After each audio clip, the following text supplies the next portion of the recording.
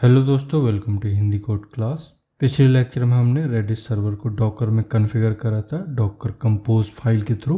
And इस configuration में use होने वाली हर एक लाइन को हमने डिटेल में समझ लिया था। अब आज हमें इसके नेक्स्ट स्टेप पर काम करना है। अब नेक्स्ट स्टेप क्या है, ये मैंने पिछले लेक्चर में आपको बता ही दिया था कि हम इसका जो डिफ़ॉल्ट बिहेवियर है उसको कस्टमाइज़ करेंगे, जिसके लिए कॉन्फ़िग क्लास की ज़रूरत पड़ती है। तो आज हमें उसी कॉन्फ़िगरेशन क्लास पर काम करना है। अब यहाँ पर क्वेश्चन आता है कि इसमें कस्टमाइज़ क्या करना चाहिए, मतलब क्या चीज़ें चेंज करनी है, इसका जो डिफ़ॉल्ट बिहेवियर है उसमें से कौन सी चीज़ चेंज करनी है। तो देखो, जब भी हम स्प्रिंग बूट एप्लीकेशन पर काम करते हैं एंड सर्विस में कैशेबल एनोटेशन यूज करते हैं, तो ये बाय डिफ़ॉल्ट कैश सर्वर में डेटा को बाइट में स्टोर करता है। बाइट मतलब जावा का जो बाइनरी फॉर्म है उसमें स्टोर करता है। अब इसमें प्रॉब्लम ये होती है कि जब भी आप रेडिस CLI ओपन करते हो या रेडिस सर्वर में जहाँ पर भी डेटा स्टोर हो रहा है वहाँ चेक करते हो, तो आपको डेटा रीडेबल फॉर्म में नहीं मिलता। मतलब ऐसे बाइट एरे में डेटा रखा होता है, इस वजह से वो रीडेबल नहीं होता। आप उसको समझ नहीं सकते हो कि क्या चीज़ लिखी है। दूसरी चीज़, अगर आप अपने एप्लीकेशन में दूसरे मॉड्यूल ऐड कर देते हो, लाइक अभी आप स्प्रिंग बूट यूज कर रहे हो एंड कुछ सर्विस आप पाइथन में डेवलप कर लेते हो या Node.js का यूज करते हो, तो फिर जो बाइनरी फॉर्मेट है, मतलब जो जावा ने क्रिएट किया है, जावा के फॉर्मेट में रखा हुआ है रेडिस सर्वर में, अगर उसको यूज करते हैं ये मॉड्यूल, तो ये मॉड्यूल उसको रीड नहीं कर पाएंगे क्योंकि वो जावा बेस्ड है एंड ये दूसरी लैंग्वेजेस हैं।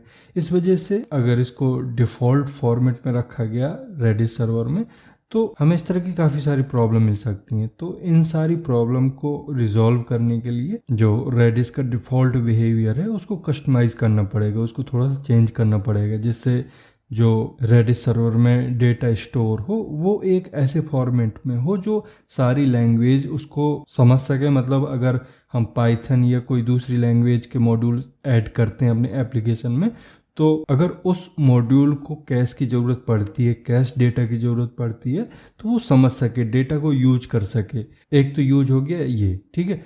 एंड दूसरी चीज़, अगर हम खुद रेडिस CLI के थ्रू डेटा को रीड करने के ट्राई करते हैं, मतलब अगर हम देखना चाह रहे हैं कि एक्चुअली में क्या डेटा स्टोर हुआ है, तो हमें भी समझ में आ सके कि डेटा क्या है, तो हमें ऐसे फॉर्मेट में इसको बदलना पड़ेगा। एंड ऐसा फॉर्मेट है जेसन। मतलब अगर कोई चीज़ जेसन में रखी हुई है तो उसको कोई भी प्रोग्रामिंग लैंग्वेज हो, मतलब जावा हो, पाइथन हो, Node.js हो या कोई और हो, वो हर तरह की लैंग्वेज इस फॉर्मेट को रीड कर सकती है, समझ सकती है कि क्या लिखा हुआ है। की एंड वैल्यू पेयर में डेटा होता है तो इजीली हर लैंग्वेज उसको समझ जाती है। दूसरी चीज़, हम भी उसको पढ़ सकते हैं, देख सकते हैं कि किस की में कौन सा वैल्यू है। ये बाइनरी फॉर्म में नहीं होता, मतलब बाइट एरे में नहीं होता, नॉर्मल टेक्स्ट होता है, जिसकी वजह से हमको समझ आ जाता है। ठीक है, इतना क्लियर हुआ कि हमें यहाँ पर कस्टमाइजेशन की ज़रूरत क्यों पड़ रही है।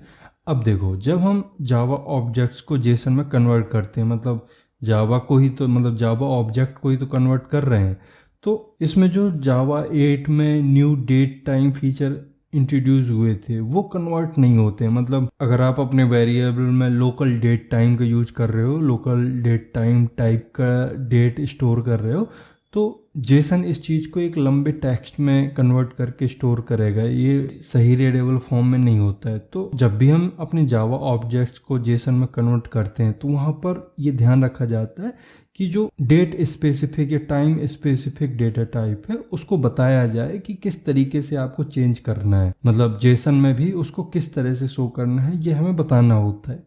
तो इस तरह की कुछ कस्टमाइजेशन है जो हमें यहाँ पर यूज करनी है। तो आते हैं मेन जावा में। एंड इसमें अभी हमने कॉन्फ़िगरेशन के लिए कोई भी फोल्डर क्रिएट नहीं किया है, कोई भी पैकेज नहीं क्रिएट किया है। तो यहाँ एक पैकेज क्रिएट कर लेते हैं। तो राइट क्लिक करिए, न्यू एंड पैकेज, इसका नाम दीजिए .config। अब इसी कॉन्फ़िग में एक क्लास क्रिएट कर लेते हैं। तो ये रही क्लास, इसका नाम दीजिए रेडिस config। अब देखो, यहाँ पर हमें दो बीन क्रिएट करनी पड़ेंगी, एक तो जेसन के लिए, मतलब जेसन फॉर्मेट चेंज करने के लिए, एंड दूसरी बीन क्रिएट करनी पड़ती है। मतलब अगर आप कोई भी बीन क्रिएट करते हो तो एक एक्स्ट्रा बीन क्रिएट करनी पड़ेगी आपको। वो कैसे, मैं अभी समझा रहा हूँ आपको। पहली बीन तो वो जो आपको चीज़ चेंज करनी है, मतलब जैसे हमें जेसन फॉर्मेट चेंज करना है तो इसके लिए हमें जेसन क्लासेस एंड इंटरफेसेस का हेल्प लेके जेसन फॉर्मेट चेंज करेंगे। देन अगर आप चाहते हो कि कुछ और चीज़ें भी आप चेंज करना चाह रहे हो तो उनके लिए भी आप बीन क्रिएट कर लोगे। लेकिन इन सारी बीन के बाद आपको एक एक्स्ट्रा बीन क्रिएट करनी पड़ेगी। वो बीन क्या करेगी, जो भी आपकी चेंजेस होगी वो रेडिस सर्वर को जाके बोलेगी कि भाई जो भी अब यहाँ पर चीज़ें सेव होंगी, जो भी आप स्टोर करोगे वो इस फॉर्मेट में होगी, इस सेटिंग में होगी जो मैंने ये बीन क्रिएट की हैं, मैं ये आपको प्रोवाइड कर रहा हूँ सेटिंग, एंड इस सेटिंग के हिसाब से आपको चीज़ें अपने सर्वर में यूज करनी है। मतलब जब भी आप डेटा को स्टोर करो या रिट्रीव से रिलेटेड अगर कोई फंक्शनैलिटी है तो इन सेटिंग्स का यूज करनी है। तो वो एक एक्स्ट्रा बीन की जो मैं बात कर रहा हूँ वो रेडिस सर्वर को बताने के लिए कि ये चेंज हुए हैं एंड इस हिसाब से आपको काम करना है।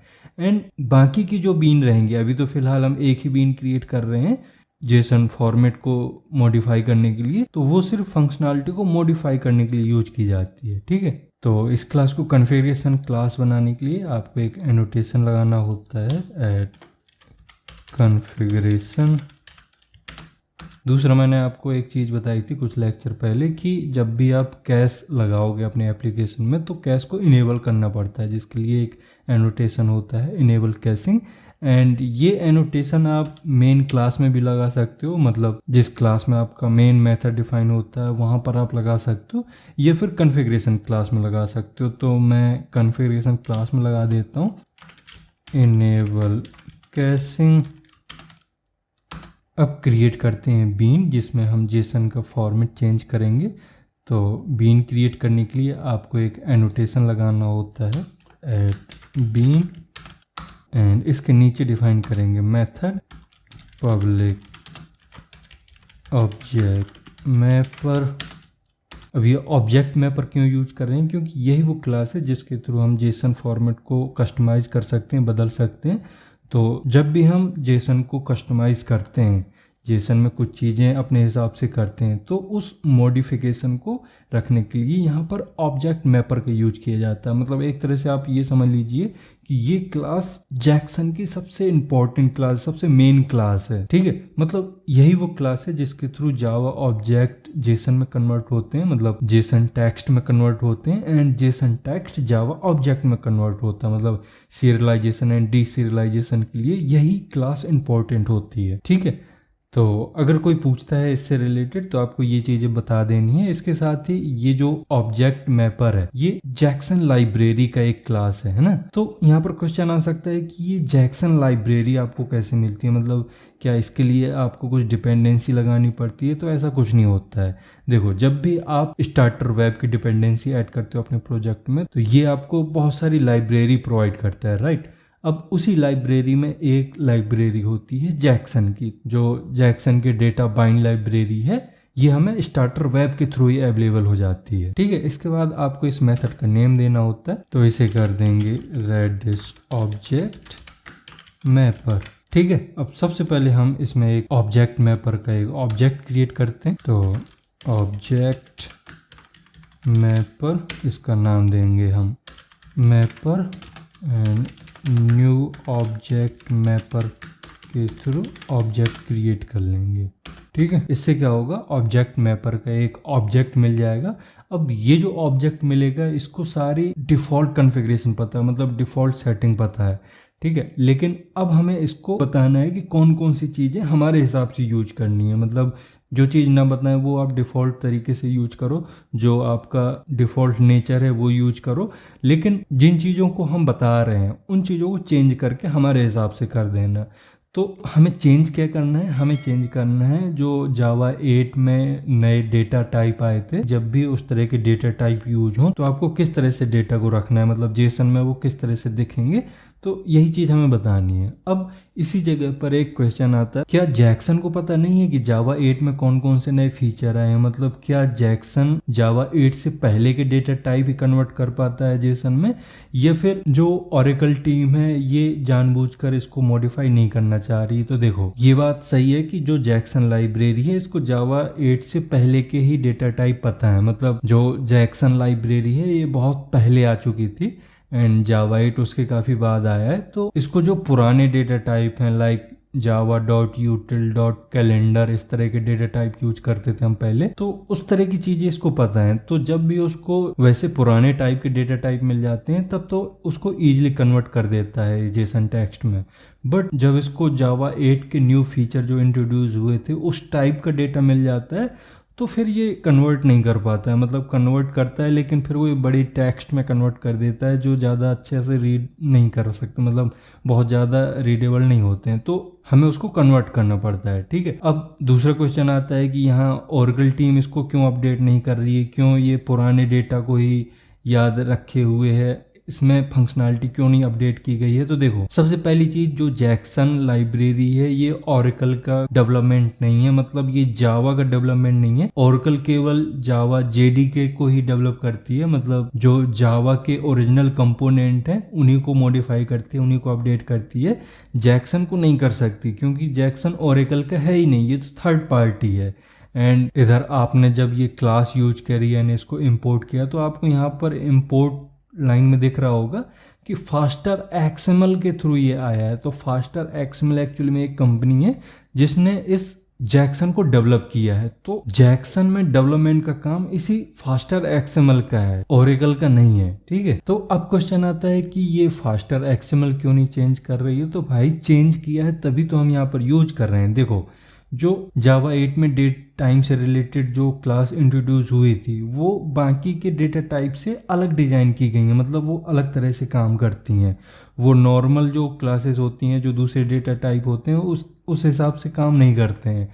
इस वजह से जैक्सन ने क्या किया है, इसको कन्वर्ट करने के लिए कुछ मेथड प्रोवाइड किए हैं। मतलब पहले हमें इसको रजिस्टर करना पड़ता है एंड रजिस्टर होने के बाद फिर जैक्सन को पता चलता है कि इसको कैसे कन्वर्ट करना है। ठीक है, तो इसको कैसे रजिस्टर करते हैं, मतलब जो जावा 8 के डेट टाइम फीचर है इसको कैसे कन्वर्ट करते हैं। तो यहाँ पर लिखेंगे mapper dot register module and इसमें हम पास कर देंगे एक ऑब्जेक्ट जो कि डेट टाइम को ट्रांसलेट करने वाला मॉड्यूल होता है।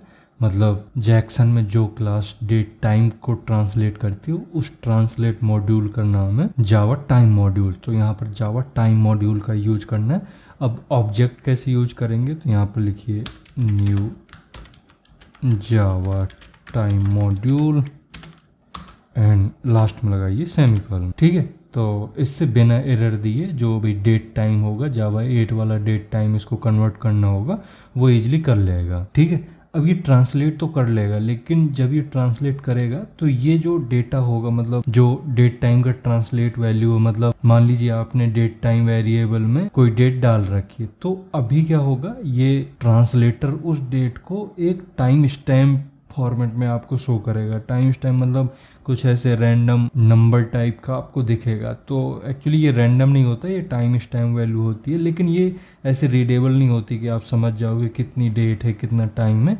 तो इसको एक रीडेबल फॉर्मेट में हमें बदलने के लिए जो इसका डिफ़ॉल्ट सीरियलाइजेशन फीचर है उसको डिसेबल करना पड़ता है। तो यहाँ पर लिखेंगे मैपर डॉट डिसेबल एंड इसमें पास कर दीजिए serialization feature dot write dates as time stamp.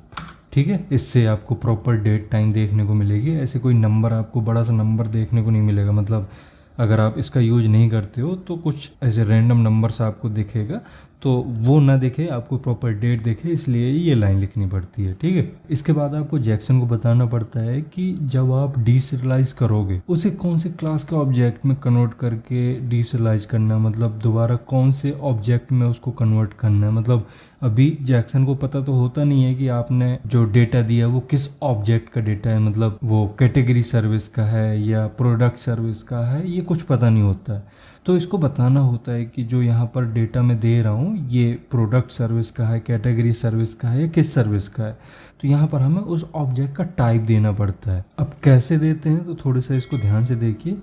यहाँ पर mapper dot activate default type, type नहीं टाइपिंग एंड इसमें एक मेथड होता है गेट पॉलीमॉर्फिक टाइप वैलिडेटर, जो ये चेक करता है, मतलब ये सिक्योरिटी लेयर के लिए यूज किया जाता है, जो चेक करता है कि जो आप इसे क्लास प्रोवाइड कर रहे हो, मतलब जो भी क्लास का नाम आप जेसन में मेंशन कर रहे हो वो सिक्योर है या नहीं है। तो यहाँ पर mapper dot gate polymorphic type validator, ठीक। देन जैक्सन को बताना होता है कि आपको किस तरह के जावा क्लासेस का नाम लिखना है, मतलब फुली क्वालिफाइड नाम यहाँ पर रखना है। तो ऐसा नहीं है कि सारी क्लासेस का नाम ये रखता है, बट जो आप कस्टम DTO या कुछ ऐसी क्लासेस लिखते हो जो फाइनल नहीं है, लाइक कैटेगरी या प्रोडक्ट, ऐसे जितनी भी आप चीज़ें यूज करते हो उनके लिए आपको यहाँ पर क्लास का नाम लिखना है, ठीक है। ऐसा नहीं होगा कि आप इंटीजर यूज कर रहे हो या स्ट्रिंग यूज कर रहे हो तो उसका भी फुली क्वालिफाइड नेम ये रख रहा है, तो ऐसा नहीं होगा। तो इसको यहाँ पर ये बताना होता है कि किस तरह के आपको क्लास का नाम रखना है, जिसके लिए यहाँ पर हम डायरेक्ट ऑब्जेक्ट मैपर का यूज करेंगे। तो comma then object mapper dot default typing, and इसमें हमें सेट करना है नॉन फाइनल को, तो डॉट नॉन फाइनल, ठीक। देन इसमें तीसरी चीज़ आपको बतानी होती है कि जो क्लास का नाम होगा, मतलब जो की एंड वैल्यू जेसन में आप रखोगे, तो वो एक नॉर्मल फॉर्म में होना चाहिए। ऐसा नहीं है कि किसी अलग रैपर टाइप के फॉर्म में दे दो, नॉर्मल फॉर्म में होना चाहिए जैसे सारी डिटेल होती है। तो कॉमा के बाद एक क्लास होती है जेसन टाइप इन्फो करके, उसी का यूज कर लेंगे, Jason type info dot S dot property, ठीक। ये 3 सेटिंग याद रखनी है जब भी आपको बताना होता है कि किस टाइप का डेटा आप स्टोर करोगे, तो उसका नाम भी आपको चाहिए, तो किस तरह से वो नाम यहाँ पर रखा जाएगा वो सारी चीज़ें यहाँ पर बताई जाती हैं, ठीक है। देन मैपर को कर देंगे रिटर्न, तो सेमीकोलन लगाइए, देन नीचे कर देंगे इसको रिटर्न, एंड रिटर्न क्या करना है, मैपर को ही रिटर्न करना है, मैपर। एंड ये एरर क्यों आ रही है, अब प्रॉब्लम क्या है ये देखने के लिए आपको कर्सर यहाँ पर लेकर जाना पड़ेगा। तो ये बोल रहा कुछ ब्रेसेस का इशू है, बट हमने तो सारी चीज़ें सही कर रखी हैं। अच्छा समझ गया मैं, यहाँ पर एक एक्स्ट्रा ब्रेसेस लगा हुआ है। अब इसको सेव करिए, हाँ यही इशू था, ये सॉल्व हो गया, ये एरर जा चुकी है। एंड यहाँ पर ये जो आपको दिख रहा है ये वार्निंग टाइप का सिंबल, तो ये इस वजह से क्योंकि यहाँ पर आप पब्लिक यूज कर रहे हो, तो पब्लिक अगर आप हटा दोगे तो ये चला जाएगा, क्योंकि ये बाय डिफ़ॉल्ट पब्लिक ही कर देता है। मतलब अगर आप बीन एनोटेशन लगाते हो तो मेथड से पहले पब्लिक आ जाएगा। तो इससे आपको पता चलेगा कि कैसे किसी भी प्रोजेक्ट में, मतलब मैं ये नहीं कह रहा है कि सिर्फ यहाँ पर ही ये काम करेगा, जहाँ पर भी आपको जेसन को कस्टमाइज़ करना हो, जैक्सन को कस्टमाइज़ करना हो, उसका डिफ़ॉल्ट बिहेवियर चेंज करना हो, तो आप इस तरह से एक बीन क्रिएट करके और उसमें उससे रिलेटेड सेटिंग कन्फिगर कर सकते हो, ठीक। अब नेक्स्ट लेक्चर में हम देखेंगे कि इसे कैसे रेडिस को भेजना है, मतलब रेडिस को कैसे बताना है कि हमने कुछ चीज़ें कस्टमाइज करी हैं, एंड इस कस्टमाइजेशन के बेस पर आपको चीज़ें यूज करनी है। मतलब जिस तरह से हम यहाँ पर सेटिंग दे रहे हैं उसी तरह से आपको अपने यहाँ पर डेटा स्टोर करना है। तो ये चीज़ें रेडिस को बतानी पड़ेंगी। तो उसके लिए हम एक दूसरी बीन क्रिएट करेंगे जो कि हम नेक्स्ट लेक्चर में देखेंगे। एंड इस लेक्चर में भी इतना ही रहने देते हैं। Thank you.